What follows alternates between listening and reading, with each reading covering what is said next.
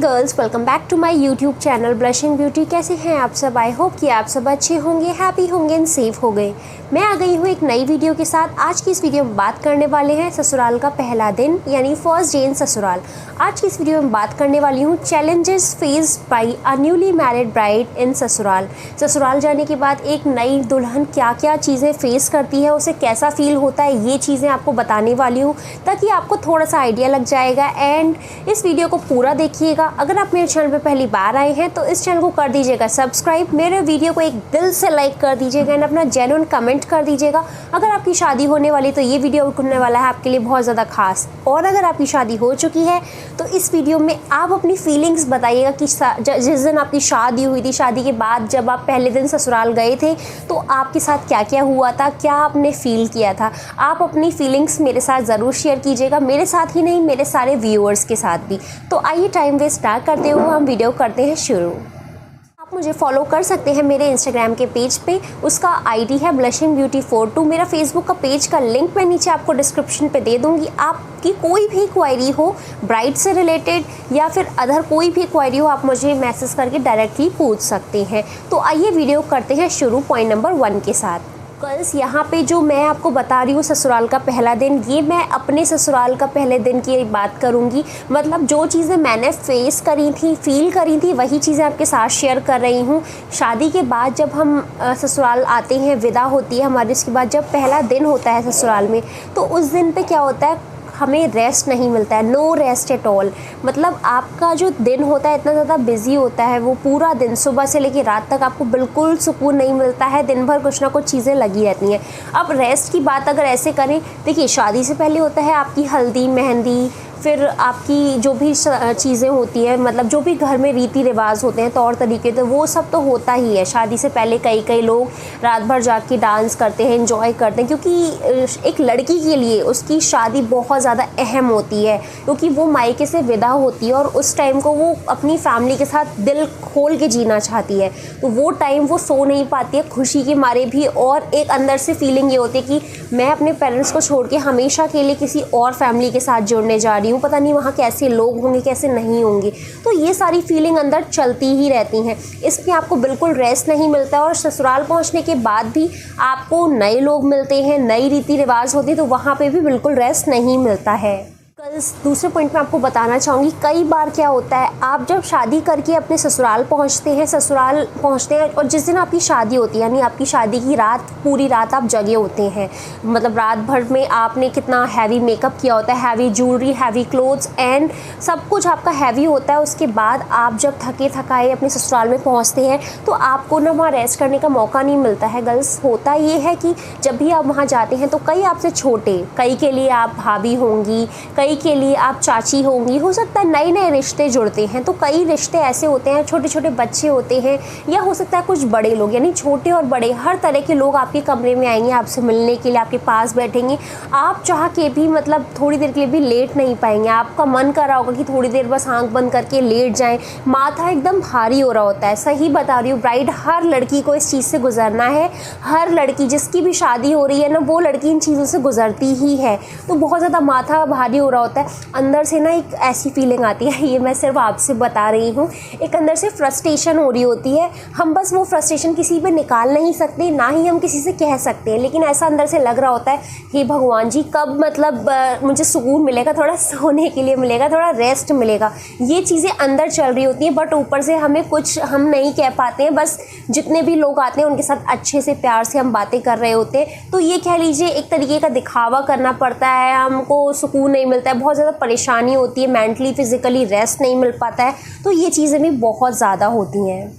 Number 3 girls, जो कि मुझे सबसे ज़्यादा फील हुआ था वो ये है, जब भी आप नई शादी करके ससुराल पहुँचते हैं, नहीं ससुराल में जब आपका पहला दिन होता है या दूसरा दिन में, नई शादी करके आप पहुँचते हैं, उस केस में क्या होता है, आपको कुछ भी करने में, मांगने में, कुछ भी पूछने में बहुत हेजिटेशन होती है, क्योंकि आप वहाँ किसी को जानते नहीं हैं।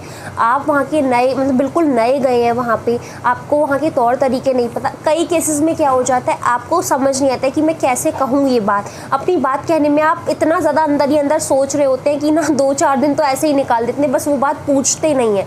तो ये चीज़ बहुत ज़्यादा अंदर से होती है और ये वाकई में होती है। ऐसा मेरे साथ भी हुआ था, इसीलिए मैं आपको बता रही हूँ। कई लड़कियों के साथ ऐसा होता है जो एकदम फ्रैंक होती हैं, वो हो सकता है बोल दें, लेकिन शादी एक ऐसी चीज़ होती है ना, ऐसा बंधन होता है जो फ्रैंक से फ्रैंक लड़की भी होगी तब भी वो हेजिटेट कर जाएगी कुछ चीज़ें पूछने में। मैं आपको एग्जांपल बता देती हूँ। जब नई नई शादी हुई थी ना, तो मुझे भूख लगी थी काफ़ी ज़्यादा। तो जब हमें भूख लगी थी तो हम एकदम से जाके नहीं मांग सकते ना, खाना चाहिए, कुछ खाने के लिए चाहिए, एकदम से नहीं जाके कह सकते। और ये चीज़ कहने में भी नहीं अच्छी लगी, आप समझ पा रहे होंगे। तो थोड़ी देर मतलब आपको कंट्रोल करना हो कि हाँ कोई सामने से आके पूछेगा तभी हम बताएंगे। ये तो एक आम सी बात थी और ये फीलिंग हमेशा होती है और कई दिनों तक होती ही रहती है जब नई शादी होती है। मेरे साथ क्या हुआ था मैं बता देती हूँ। शादी से पहले मैंने कभी भी साड़ी नहीं पहनी थी, बस एक आध बार साड़ी पहनी थी, जो कि कोई मतलब मेरे वेडिंग या कोई स्पेशल ओकेज़न था तब। एंड वो भी पार्लर से मैं रेडी हुई थी एंड पार्लर वालों ने ही पूरा साड़ी की ड्रेपिंग करी थी। ससुराल में आने के बाद साड़ी पहनने के लिए बोला गया। मैं सही बताऊं, मैं फटाक से वॉशरूम गई और रेडी होके आ गई कि हाँ साड़ी मैंने पहन ली। जब मैं बाहर आई तो हुआ ये, सब ने कहा कि साड़ी कैसे पहनी है, ये तो बिल्कुल सही साड़ी नहीं पहनी है, उल्टी साड़ी पहन ली, जैसे पहननी जाती है वैसी नहीं। अब क्या होता है, हम लोग कई बार प्रैक्टिस करते हैं, बट एकदम से क्या होता है, प्रैक्टिस एक होता है ना, यूज़ टू होते हैं हम। अब रोज़ तो हम साड़ी पहनते नहीं है शादी के पहले, शादी के बाद ही पहननी है साड़ी। तो उस केस में हमें समझ नहीं आता, कभी कभार गलत सलत सी भी पहन लेते, तो वो थोड़ी शाइनेस वाली सिचुएशन होती है। फिर होता ही हमें समझ नहीं आता कि किसकी हेल्प लें किसकी नहीं लें। माना कि मेरी शादी में क्या हुआ था, मेरी एक चाची जी हैं, उन्होंने मेरे को साड़ी ड्रेपिंग करी थी। मतलब मैं जब रेडी होकर साड़ी बांध के आई थी तो उन्होंने पूरी साड़ी खोल के दोबारा से ड्रेपिंग करी थी, बहुत ज़्यादा हेल्प करी थी। ऐसे ही आपको अपने ससुराल में कोई भी मिल जाएगा, चाहे आपकी नंद हो चाहे आपकी बुआ जी हो, ज़्यादातर बुआ जी लोग हेल्प कर देती हैं। आप उनसे प्यार से बोलेंगे ना कि थोड़ी सी साड़ी ड्रेपिंग में आप हेल्प कर दीजिए, प्यार से बोलेंगे तो सब लोग हेल्प कर देंगे। ऐसा कुछ नहीं होता है, शुरुआत में हर एक लड़की के साथ ये चीज़ें होती हैं। और जब भी हमारे घर में बड़े होते हैं, यानी आपकी सासू माँ होंगी, आपकी बुआ जी होंगी, या और भी चाची लोग होंगी, ताई जी लोग होंगी, जो भी बड़े लोग होंगे, वो भी शादी करके आए थे इसी घर में और उनको भी कई चीज़ें नहीं आती थी। हर एक इंसान परफेक्ट नहीं आता, आने के बाद ही सीखता है, तो वो चीज़ें वो भी समझते हैं। तो आप हेजिटेट ना करें, आप अपना दिल खोल के बताएं कि ये परेशानी है। वो अब आखिर वो अब आपकी फैमिली है, तो वो सबसे ज़्यादा आपको समझेंगे। बस आपको खुशी खुशी चीज़ें पूछनी है, मांगनी है और बतानी है, और उनका मतलब एक होता है ना, एक रिस्पेक्ट करनी है, ये चीज़ें हमेशा करनी है। तो ये चीज़ें आप ध्यान रखिएगा। नंबर 4 गर्ल्स, जो कि मुझे पर्सनली बहुत ज़्यादा फील हुआ था मेरी शादी के बाद, वो मैं आपको बता देती हूँ। हुआ ये था, शादी से पहले मैंने अपना एक ब्राइडल ट्रूसो यहाँ पे मतलब अपने ससुराल में पहले ही पहुँचवा दिया था, और एक ट्रूसो मैं अपने साथ लेके आई थी, क्योंकि लगेज ज़्यादा हो जाता है तो थोड़ा ऑकवर्ड लगता है। 4-5 मतलब 2-3 बैग एक साथ लाना कि कितना सारा सामान लेके आए हैं। तो मेरे को जो चीज़ें लगी थी, जैसे हनीमून पे जाने वाले कपड़े या फिर जो भी ऐसी चीज़ें थी, वो सारी चीज़ें मैंने पहले ही भिजवा दी थी। एंड वो ट्रूसो लॉक था। एंड जो दूसरा ट्रूसो लेके आई थी, वो मेरे साड़ी सूट और जो भी बेसिक चीज़ें थी वो सारी थी। तो हुआ ये था, जब मैं शादी करके आई थी, यानी एक दुल्हन शादी करके आती है तो उसके कमरे में वो अकेली नहीं होती है, बहुत सारी लेडीज़ भी हो सकती हैं। हो सकता है कई आपके देवर लोग भी होंगे, ब्रदर इन लॉ भी होंगे, कुछ छोटे होंगे कुछ बड़े होंगे, है ना। यानी ब्रदर इन लॉ आप कह लीजिए जेठ होंगे आपके, और हिंदी में बोलूँ तो मतलब देवर हो सकते हैं या जेठ हो सकते हैं। तो ये चीज़ें होती हैं। अब जब इतने सारे लोग आपके सामने होंगे और आपको अपने ट्रूसो में से कोई भी छोटा सा सामान चाहिए ना, तो आप सबके सामने ट्रूसो खोलने में थोड़ा हेजिटेट करेंगे। आपको लगेगा कि कैसे खोलूँ, थोड़ा ये लोग जाएंगे तब खोलेंगे, काफ़ी देर तक आप इंतज़ार करते हैं। मैंने भी यही किया था। मुझे जब ट्रूसो ओपन करना था तो मैंने भी कई बार इंतज़ार किया। मतलब ऐसा होता है कि जब इतने सारे लोग बैठे होते हैं ना, तो बस यही लग रहा होता है कि 1-2 घंटे इंतज़ार कर लेते हैं। तो ऐसे 1-2 घंटे के चक्कर में ना काफ़ी घंटे निकल जाते हैं, और फिर लोग जब जाते हैं तभी आप ट्रूसो ओपन कर पाते हैं। ये चीज़ हर लड़की के साथ होती है, आपके साथ भी ज़रूर होगी, तो इसके लिए पहले से ही रेडी हो जाइएगा। नेक्स्ट पॉइंट की तरफ गर्ल्स, इस वीडियो को लाइक शेयर कमेंट कर दीजिएगा। अपना एक्सपीरियंस शेयर कर रही हूँ, दिल से वीडियो बना रही हूँ, आप भी दिल से कमेंट कीजिएगा, लाइक कीजिएगा। आप सबका सपोर्ट ही मुझे मोटिवेट करता है एंड अच्छे से अच्छा कंटेंट शेयर करने की कोशिश करती हूँ। तो प्लीज़ लाइक कर दीजिएगा। एंड अब मैं आपको बता देती हूँ, कई बार क्या होता है, हमारी जब नई नई शादी होती है तो हम एक नई जगह जाते हैं। मतलब कितना भी कह लें, अगर सेम कास्ट में भी शादी हुई है या अदर कास्ट में भी शादी हुई है, तो हर जगह के रस्म अलग होते हैं, रिवाज अलग होते हैं। हमें नहीं पता होता है जो हमारे यहाँ होता है, ज़रूर नहीं कि वो उनके यहाँ भी होता होगा। तो वहाँ जाने के बाद हमें कुछ चीज़ें समझ नहीं आती हैं। मतलब आपसे बोला जाएगा कि आपको ये करना है, लेकिन एक चीज़ होती है ना गर्ल्स, जब तक आपको वो डिटेल में चीज़ नहीं पता होगी तो आप कैसे करेंगे। एक ऐसा होता है ना, जब तक पूरी रस्म आपको अच्छे से आपने देखी ना हो, पता ना हो, तब तक आप कैसे कर लेंगे। कई रस्में ऐसी होती हैं जो कि समझ ही नहीं आता है। हमारे यहाँ एक रस्म होती है, मैं अपने यहाँ की बता रही हूँ, चावल से नज़र उतारी जाती है। तो मुझे नहीं पता था, पहले सब लोग चावल से नज़र उतार रहे थे, तो मुझे लगा कि ये क्या हो रहा है। बस मुझे लग रहा था कि ऐसे ही बस चावल से कुछ करते होंगे, बट आइडिया नहीं था। बाद में जब शादी के कुछ टाइम बाद मैंने पूछा तो मुझे पता चला कि नहीं, ये दूल्हा दुल्हन की नज़र उतारी जाती है चावल के साथ। तो अलग अलग जगह अलग अलग रिवाज होते हैं, अलग अलग नज़र उतारने की मतलब वो होती हैं, रिचुअल्स होते हैं। तो ये चीज़ें आपको थोड़ा सा समझनी पड़ेंगी, इसमें थोड़ा सा टाइम लगता है, थोड़ी सी अंदर से फीलिंग ऐसी आती है कैसे होगा कैसे नहीं होगा। तो ये चीज़ें आपको फेस करनी है। और मैं एक और रस्म बताती हूँ जो कि मेरे यहाँ हुई थी, मैंने पहली बार सुनी थी। गर्ल्स, अगर आपके यहाँ भी होती होगी तो प्लीज़ कमेंट कर दीजिएगा। जो दुल्हन की एंट्री होती है ना, हमने कई बार टीवी सीरियल फिल्मों में देखा है कि दुल्हन आती है तो मतलब कलश गिराती है, चावल गिरते हैं, उसके बाद वो एक थाली होती है, उसके अंदर पाँव रखती है, फिर वो मतलब जो भी रंगोली कह लीजिए, महावर कह लीजिए, उनके पाँव के निशान बनाते हुए घर के अंदर आती है। ऐसी हमने अभी तक देखी है प्रथा। लेकिन हमारे यहाँ अलग था। हमारे यहाँ ये रस्म थी कि जब भी आते हैं तो बस आरती वगैरह हो जाती है, उसके बाद फिर जो टोकरियाँ होती हैं ना लकड़ी की, उस टोकरी मतलब 2 से 4 टोकरियाँ रख ली जाएंगी, टोकरियाँ लगा दी जाती हैं, 1 2 3 4 ऐसे करके ना पूरे में टोकरियाँ लगा दी जाती हैं। टोकरी में पैर रख के ही अंदर आना होता है। जो पूजा वाला घर होता है वहाँ तक, जहाँ भी सबसे पहले ले जाया जाता है एक दुल्हन को पूजा वाले घर में, वहाँ तक टोकरी में पैर रख के आना होता है। तो ये चीज़ मैंने पहली बार सुना था। मुझे सही बताऊँ, मुझे नहीं आइडिया लग रहा था कि क्या करना है। तो मैं अपना एक्सपीरियंस बता दी। जब मुझसे कहा गया ना इसके अंदर पैर रखो और चलो, तो मैं सोच रही थी इसके अंदर पैर रखूँ, मतलब अंदर से ना ऐसा लग रहा था कहीं ऐसे टूट तो नहीं जाएगा, क्या होगा, ये थोड़ा अजीब लग रहा है, मुझे ही रखना है, दोनों को रखना है। फिर मैंने पहला पैर रखा, फिर मैं वहीं स्टक हो गई। मैंने सोचा अब क्या करना है। फिर मेरे से बोला गया कि अब आगे चलो भी। तो मैंने ना, फिर मैं कहीं और ज़मीन पर पैर रखने वाली, तो मुझसे बोला कि नहीं, टोकरियों में ही चलना है, इसके बाद ये कदम उठाओ। उन्होंने जब एक एक चीज़ बताई तब मुझे समझ आया, अच्छा ओ ऐसे करना है। तो ये बहुत ज़्यादा इंटरेस्टिंग चीज़ होती है, नई चीज़ जानने को मिलती है, बहुत ज़्यादा अच्छा लगता है। गर्ल्स, नई रस्में, नई रिवाज को जानने के बाद एक अलग सी खुशी होती है। तो ये वाली रस्म मुझे बहुत अच्छी लगी थी। मतलब यूजुअली ऐसी रस्म मुझे नहीं लगता कहीं होती होगी। अगर आपके यहाँ होती है तो ज़रूर कमेंट कर दीजिएगा, और कमेंट करके बताइएगा कि आपके यहाँ दुल्हन की जो मतलब एंट्री होती है ससुराल में, उस टाइम पे कौन सी रस्में होती हैं, मतलब स्वागत कैसे किया जाता है एक नई दुल्हन का, ये चीज़ ज़रूर बताइएगा। Next point super duper excited होने वाला है। मैं अपने सारे एक्सपीरियंस शेयर कर रही हूँ तो मुझे वो दिन याद आ रहा है, मतलब आज बता रही हूँ ना इतने टाइम बाद, तो मुझे वो टाइम याद आ रहा है जब ऐसी चीज़ें हुई थी मेरे साथ। सही बताऊँ, जब आपकी शादी हुई होती है, शादी के बाद आप अपने रूम में बैठे होते हैं दुल्हन बन के, एक नई दुल्हन बन के, तो उस टाइम पर आप चाहते हैं कि आपके हस्बैंड से आपको बात करने का मौका मिले। मतलब दिल से इच्छा हो रही होती है कि कैसे भी बात करने का मौका मिल जाए, बट सही बताऊँ बात करने का मौका ही नहीं मिलता। इतने सारे रिलेटिव्स, गेस्ट आए होते हैं कि आपके हस्बैंड खुद ही इतना ज़्यादा बिजी होते हैं, वो तो अपने रूम में भी नहीं आ पाते हैं। और सही बताऊँ, कहीं ना कहीं ये हस्बैंड लोगों को भी शाइनेस लग रही होती है कि रूम में जाएंगे सारी लेडीज़ होंगी, और मतलब बहुत ज़्यादा ऐसा फील होता है, दोनों को ही होता है, बस ज़ाया नहीं किया जाता है एक्सप्लेन। ये चीज़ें एक्सप्लेन नहीं कर सकते, बस जिनके साथ होती हैं वही चीज़ें ये फील होती हैं। तो जब ऐसा होता है ना, तो आप दिन भर यही सोच रहे हैं कब वो आएंगे, कब बातें होंगी। और एक बात बताऊँ, जब आपके हस्बैंड आपके साथ रूम में अकेले होते हैं, यानी आप दोनों को बात करने का टाइम मिल भी जाता है, तो गर्ल्स आप बहुत शाय होते हैं। माना कि आपने घंटों घंटों फ़ोन पे बातें की हैं, घंटों मुलाकात की है, लेकिन शादी के बाद आप उनकी वाइफ बन गई हैं, ऑफिशियल वाइफ है, एंड आपको उनके साथ अब पूरी ज़िंदगी बितानी है, और ये आपका फर्स्ट डे, फर्स्ट नाइट है।